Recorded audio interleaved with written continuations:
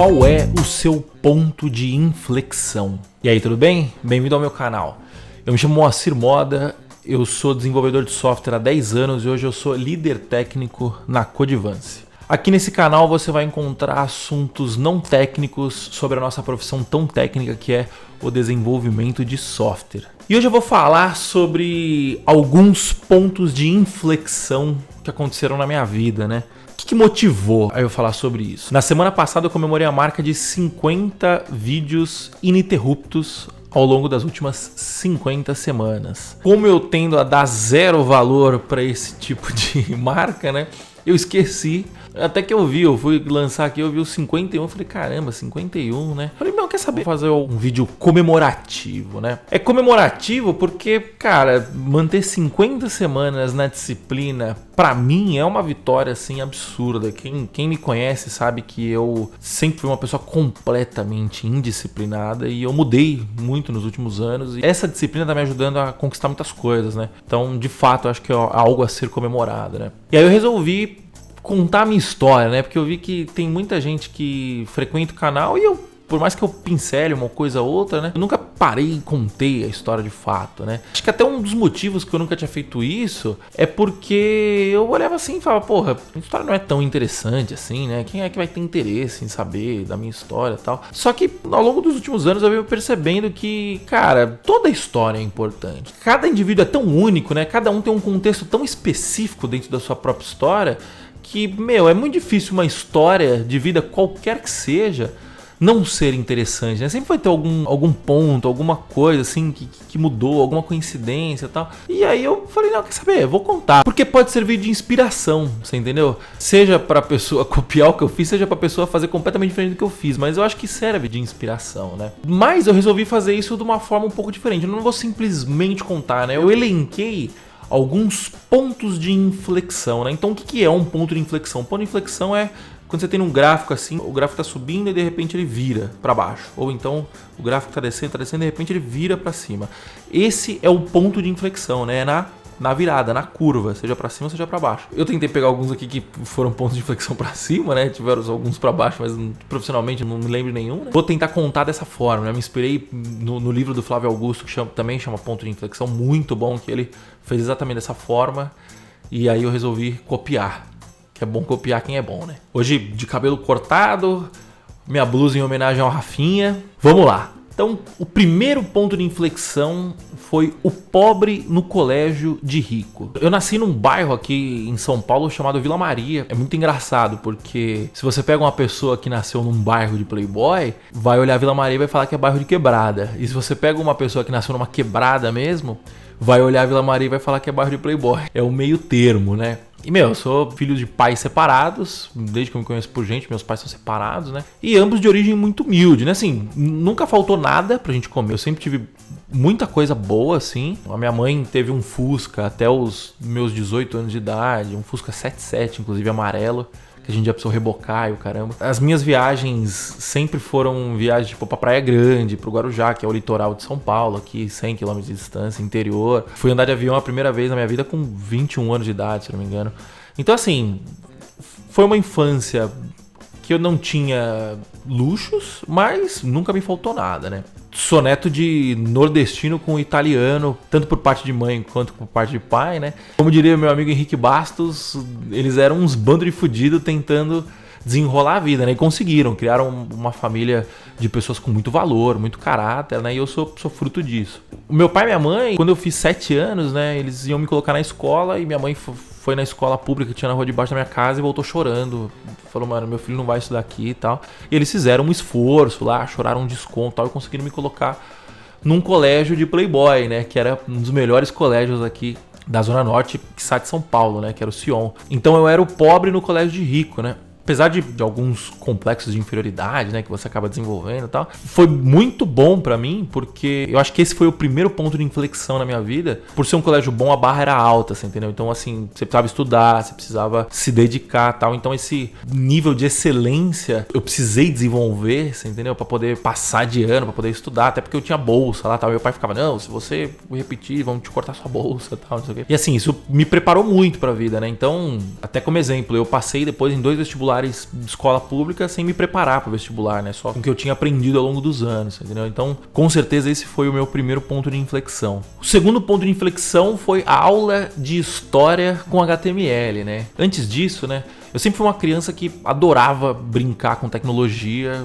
especificamente com computador, né? Então eu lembro com 5, 6 anos de idade, eu pedia pro meu pai para mexer no Word, no Excel, no PowerPoint e tal. Eu criava apresentação de empresa que não existia. Eu brincava de fazer prova, de fazer súmula de campeonato de botão, nessas coisas. Eu gostava disso, né? Com 12 anos, eu tive um professor de história, o professor Pedro, que ele resolveu ensinar HTML. Ele tinha 2 aulas, né? E uma das aulas semanais ele separava para ensinar HTML. 3 aulas, 2, não lembro. Cara, quando eu tinha, sei lá, 11 anos, eu sempre tive amigos mais velhos porque eu jogava bola, né? Eu fazia parte do time de futebol, fazia parte do time de vôlei. Então sempre tive amizade com gente mais velha. E os meus amigos mais velhos falavam que, pô, a gente tá aprendendo HTML e tal. E aí eu fiquei, cara, um ano ansiosíssimo pra aprender HTML e tal. Então fucei e tal, não sei o quê. Quando eu cheguei eu já sabia muita coisa que eu tinha fuçado, tinha perguntado pros meus amigos, tá? Ainda assim, as aulas foram maravilhosas, né? A gente aprendeu a fazer um site. Eu lembro que eu fiz um site com frame. Era um site de interesses gerais, tinham GIFs, códigos HTML, tinha seção de história. Eu lembro que o professor Pedro, ele fez a gente pegar um tema de história e exibir esse tema na internet, né? Então a gente precisava elaborar o tema e colocar o tema na internet. Eu não lembro qual era o tema do meu site, até porque isso era irrelevante, eu queria mesmo era programar, né? E assim, foi um puta ponto de inflexão, porque eu já era meio bitolado nisso, eu já procurava muita coisa, mas primeiro, eu não tinha um computador em casa, eu usava o computador na casa do meu pai, só de fim de semana. E segundo, eu comecei a ter contato com outras pessoas do mundo real, entre aspas, né? Que mexiam com isso também. E começaram a aprender isso e tal. Então fica muito mais tangível, né? Antigamente era só pessoas na internet que eu lia tutoriais e tal. Você não tem contato com uma pessoa humana, né? Então você vê uma pessoa ensinando isso, que saiba conversar minimamente sobre aquilo, mudou completamente, assim, e me fez gostar ainda mais de tecnologia, né? O terceiro ponto de inflexão foi o sonho do computador próprio e o primeiro contato com PHP, né? Bom, quando eu tinha uns 13 anos mais ou menos, meu pai e minha mãe fizeram um esforcinho lá e conseguiram me comprar um computador usado pra ficar na minha casa, né? Não ter mais na casa do meu pai. E aí foi uma loucura, né? Eu sentava naquele computador 8 horas da manhã, ia até meio-dia e 40, ia pra escola 1 hora da tarde, voltava às 5, 6... Sentava no computador até meia-noite, todo santo dia, e fuçava. Aprendi a mexer no Photoshop, aprendi a mexer no front page, aprendi a mexer no Dreamweaver, no Flash. Tudo fuçando, né? E procurando tutorial na internet e tal. E eu lembro que nessa época tinha uns sites temáticos, né? Então tinha o site com tema de tutoriais. Aí o cara criava tutoriais de Photoshop, por exemplo. Tinha o site com detonado de PlayStation. Aí o cara criava os tutoriais com detonado de PlayStation. E tinha um site de anime também, né? E nessa época tinha alguns animes que eu começava a ver. E eu não era um puta fã de anime, mas eu gostava, né? Tipo, Dragon Ball, essas coisas que quase que toda criança da minha época assistiu. Só que quando eu vi o site de anime, que podia colocar download de anime, era pirataria, né? E eu achava maravilhoso aquilo. E eu coloquei na cabeça que eu ia fazer um site de anime. E até comecei a fazer, tal. Nunca deu certo, nunca foi muito pra frente. Mas, o que aconteceu, né? Quando eu comecei a fazer, eu comecei a ter contato, eu comecei a ver que era mais difícil do que simplesmente fazer um site que nem eu tinha feito lá com o professor Pedro, né? Os sites não tinham frame era um negócio meio assim, meio em desuso já. Eu via que tinha algumas coisas assim que não dava pra fazer com HTML, eu comecei a achar estranho e tal. E aí eu vi que o pessoal usava uma linguagem de programação, né? Aí primeiro eu descobri que HTML não era uma linguagem de programação. E em segundo lugar, eu descobri que o pessoal precisava usar a linguagem de programação. Quem mandava na web naquela época eram 2 linguagens, né? Era o ASP e o PHP. E graças a Deus eu falei, não, vou decidir aprender a PHP. E achei uma apostila na internet, mandei pro meu pai, falei, pai, imprime pra mim, encaderna, por favor, tal. Aí ele trabalhava no encadernador, ele imprimiu, encadernou, e aí eu comecei a devorar aquela apostila, né? Puta, foram meses tentando devorar aquilo e não entendia porra nenhuma, e procurava, não entendia, procurava, fui batendo cabeça, batendo, até que eu consegui colocar um site no ar, tal. E foi um puta ponto de inflexão, porque eu entendi que, na verdade, eu consegui agora interagir com o usuário, eu consegui entender o poder que era escrever uma instrução e a máquina executar essa instrução para mim, né? Não era mais simplesmente apresentar um conteúdo, era interagir com a máquina, né? Com o outro lado do usuário e tal. Então, com certeza, esse foi mais um ponto de inflexão. O quarto ponto de inflexão foi a entrada no ensino médio e conhecer a vida como ela é, né? Bom, até aqui eu já tinha mais ou menos seguido o padrão do estereótipo de programador, né? esse interesse ainda quando criança, curiosidade, saber como funciona e tal, né? Eu não tenho muito esse estereótipo, né? O programador geralmente ele é mais introspectivo, mais quieto, mais na dele. Eu sempre fui o contrário, eu sempre fui da turma do fundão, sempre pratiquei esporte. Eu quase fui federado jogando vôlei, joguei futebol durante muito tempo também. Então essa parte destoou um pouco, né? E cara, quando chegou no ensino médio, era tudo novo, né? Era professor novo, eu mudei da tarde pra manhã, eu conheci muita gente nova tal. E graças a essas amizades mais velhas que eu tinha, né? Que fazia no esporte, em outros locais, eu comecei a frequentar a galera mais velha, né? E comecei a conhecer a vida, né? Então, churrasco, festa, cerveja, cigarro. Foi quando eu comecei a conhecer a vida de adulto, entre aspas, né? Cara, eu tava vivendo um sonho, porque a minha família sempre foi muito festeira, né? Vem até um pouco daí, né? Esse lance. Eu sou um pouco diferente. A família do meu pai, principalmente, sempre foi muito festeira. E eu achava animal as festas, né? Na casa do meu tio tinha pagode todo fim de semana. Eu lembro de eu com meus primos, a gente comer feijoada com os meus pais, com os meus tios e rolando um sambão e eu brincando com meus primos no meio do samba e tal. Eu cresci meio nisso e eu admirava muito, né? Meu pai, meu tio, eu achava muito legal a forma com que eles se divertiam, tal, com que eles viviam a vida de fato. Quando eu fiz 15, 16, foi quando eu comecei a viver a vida assim também, né? Então, cara, eu tava realizando um sonho de ser adulto, né? Digamos assim. E assim, foi um ponto de inflexão positivo, na minha opinião. Por quê? Porque foi quando eu consolidei, descobri, na verdade, né, uma segunda paixão que eu tenho muito grande, que é interação social, né? Eu gosto muito de sentar e conversar com as pessoas, de me comunicar, de ouvir a história das outras pessoas. E, cara, festa, balada era isso praticamente, entendeu? Era sentar e falar merda. E conhecer gente nova. Então, sei lá, quando eu tinha 16, 17, eu conhecia metade do bairro já. Isso eu sempre gostei muito. Acho que até por isso eu tô aqui nesse canal conversando com vocês, né? Então, com certeza, esse foi mais um grande ponto de inflexão na minha vida. O quinto ponto de inflexão, acho que foi a primeira vez que eu trabalhei com tecnologia, né? O meu primeiro emprego não foi como programador, eu não comecei trabalhando com tecnologia, né? Eu trabalhei um pouquinho no escritório do meu tio de contabilidade, depois eu virei auxiliar de escritório, né? Trabalhava tirando pedido, falando com o vendedor e tal. Era uma representação de calçados. Beleza, passei na faculdade, né? Eu trabalhava à tarde, estudava de manhã. E eu tava empolgadíssimo pra fazer faculdade, né? Só que eu não tava empolgado por causa da tecnologia, né? Eu já não ligava mais pra tecnologia nessa época. O meu negócio era festa, eu queria balada, cervejada, churrasco da faculdade e tal. Só que eu passei numa faculdade de tecnologia pública, né? Não era a USP, por exemplo, foi no IFSP, Instituto Federal de São Paulo. E, cara, não tinha isso lá, né? A turma de tecnologia é mais introspectiva, como eu tava falando antes. Então as festas não eram aquelas puta festa, né? E aí eu fiquei decepcionado pra caramba, né? Eu falei, puta, eu queria festa. Isso não foi impedimento, né? Eu ia nas festas das outras faculdades, né? Então eu ia na Rua Taguá, na FMU, ia nas festas que tinham na USP, cervejada do Mackenzie, no AMB, eu ia em todas, né? Só que isso custava dinheiro, né? Custava uma graninha. E o meu salário como auxiliar de escritório não tava mais suportando essa grana. Assim, eu não dava dinheiro em casa, né? Não precisava ajudar ainda, não precisava pagar a faculdade era pública, né? Então, meu salário era todo pra mim, só que não tava mais segurando. Aí eu fui procurar um estágio de tecnologia, né? Que pagava melhor e tal.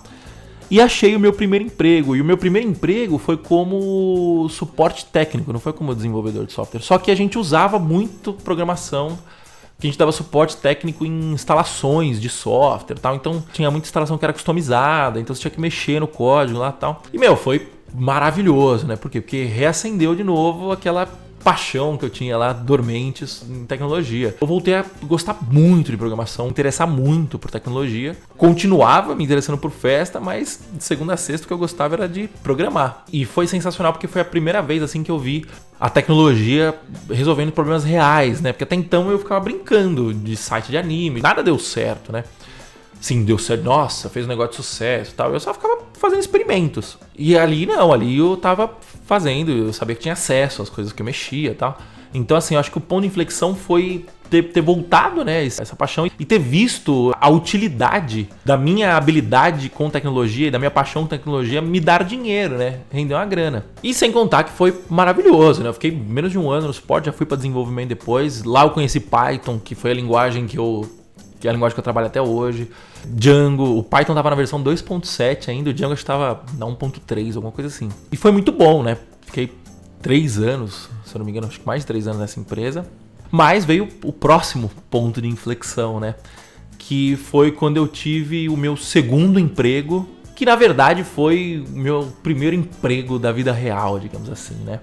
Por quê? A primeira empresa que eu trabalhei, sou muito grato a eles, eu fiz grandes amigos lá, tive um dos melhores chefes, acho que o melhor chefe que eu tive na minha vida foi lá. Só que, cara, ela era tipo uma repartição pública praticamente, né? Não era de fato, mas era como se fosse. Então não tinha muito apego com desempenho, não tinha muito apego com prazo, com pressão. Assim, é um ritmo diferente, você entendeu? Eu não quero entrar no ponto de falar mal, falar bem, não é esse o ponto, mas é um ritmo diferente. Não é um ritmo que eu gosto, que hoje eu sei que eu não gosto, né? Que eu gosto mais de pressão, de pauleira. Só que naquela época eu não sabia, né? Eu não conhecia o mercado de fato, né? E aí o que aconteceu? Depois de uns 3, 4 anos eu comecei a ficar meio incomodado, porque já não tinha muito desafio técnico e tal. Eu ficava meio incomodado com essa burocracia. Era um puta trampo fazer uns negócios. Aí vinha umas burocracia top-down de fora do Brasil, que era onde tinha o escritório lá, que você não fazia nenhum sentido, você não podia usar Linux na sua máquina, era um negócio idiota, assim, sabe? Comecei a ficar de saco cheio e falei, quer saber? Vou mudar de emprego. E achei um outro emprego numa outra empresa para trabalhar com software embarcado. Eu trabalhava com web na época, né? E fui trabalhar com software embarcado. Cara, eu saí, tipo, de um extremo para outro extremo, né? Então, eu comecei a ganhar mais, a ter mais benefícios, bônus, tal. Financeiramente foi muito mais legal. Só que, cara, pressão absurda, prazo insano, hora extra pra caramba, eu tinha que trabalhar de social. Mudou completamente minha vida, né? E aí o que aconteceu? Chegou no fim do ano, tinha uma viagem marcada de ano novo e eu tive que desmarcar a viagem porque a gente precisava entregar um projeto que estava atrasado. E eu desmarquei, a gente acelerou, entregou o projeto bem meia boca e o projeto nunca foi utilizado. Foi basicamente isso. Aí eu fiquei muito puto, porque eu falei, porra, eu desmarquei minha viagem pra fazer um negócio que não foi utilizado, que foi desperdício de tempo, de dinheiro. Porra, e isso me incomodou muito. E foi a primeira vez, eu acho que o maior ponto de inflexão foi esse, que foi a primeira vez que eu percebi o apego que eu tinha com a minha autonomia, com a minha liberdade, né? Eu não sabia exatamente qual era o termo. Hoje o termo é autonomia, eu enxergo isso, mas na época eu não sabia, né? Mas eu percebi, eu odiei ter alguém pautando as prioridades da minha vida, entendeu? Alguém chegou em mim e falou assim, não, você não vai viajar, praticamente foi isso, né? Você não vai viajar pra você vir aqui fazer o que eu quero que você faça e depois o que eu quero que você faça não faz mais sentido e foda-se que você não foi viajar. Foi basicamente isso. E aí eu fiquei muito puto e naquela época eu já tava flertando com o empreendedorismo. Eu jogava poker nessa época e gostava muito, via que podia ganhar uma grana no poker. Eu tava começando um negócio paralelo de fotografia também. Eu sempre fui muito interessado em projetos assim e tal. Aí eu fiz umas contas e, porra, se eu vender um site de WordPress por mês aqui, portanto, eu consigo pagar meu salário aqui, né? Essas contas erradas, né? Eu tava contando só o salário, não tava contando 13º, não tava contando porra nenhuma, mas criei coragem e me larguei. Me joguei, pedi as contas, todo mundo falou você é louco e tal. E foi a primeira vez que eu estava por mim mesmo. Sim, você sempre depende de outras pessoas, né? Você interdepende dos seres humanos, mas que eu não dependia de um chefe, de um RH pagando o meu salário e tal, né? Que eu tinha que correr atrás, eu que tinha que vender e tal. Foi a primeira vez que aconteceu isso. E acho que foi a primeira sensação de liberdade que eu tive e depois daí nunca mais mudou. Então, esse foi o ponto de inflexão, né? Eu vou parar nesse ponto aqui. Eu listei 12 aqui. Sobraram mais 6, né? Pode ser que mude, porque eu ainda vou escrever o roteiro do próximo. Mas eu vou parar por aqui. Na semana que vem eu vou contar qual foi a trajetória a partir do momento que eu me joguei e até hoje, né? Que eu tenho uma empresa de software, participo de um projeto de educação, desenvolvimento também. Então, assim, mudou muita coisa no meio do caminho, né? De novo, o meu objetivo aqui em contar essa história é, primeiro, comemorar os 50 vídeos e, segundo, te dar algum tipo de inspiração, você entendeu? Seja negativa, seja positiva, eu acho que é válido. Eu acho que toda história é importante. Não é uma questão de ser melhor ou ser pior. Eu acho que a minha história ela não é nem melhor nem pior que a de ninguém. Ela é simplesmente diferente da história dos outros. E eu acho super válido contar. E cara, como não tem uma argumentação aqui hoje, não tem uma discussão, eu te convido a contar a sua história. Conta a sua história aqui no comentário. Gosto muito de ouvir a história de outras pessoas. E conta a sua história aqui, vamos interagir, tá? Como eu sempre digo, esse canal aqui é uma via de mão dupla. Eu quero falar, mas eu também quero ouvir você. Então vem e me conta, qual que é a sua história, beleza? Se você não é inscrito no canal, por favor, se inscreva, ative o sininho para receber as notificações e compartilhe o vídeo, por favor, com os seus amigos que você acha que esse conteúdo possa ser útil de alguma forma, tá? Por favor, me sugira pautas, eu vou ficar muito feliz em falar sobre o que você quer ouvir, tá bom? Por hoje é só, muito obrigado, até a próxima e tchau, tchau, valeu!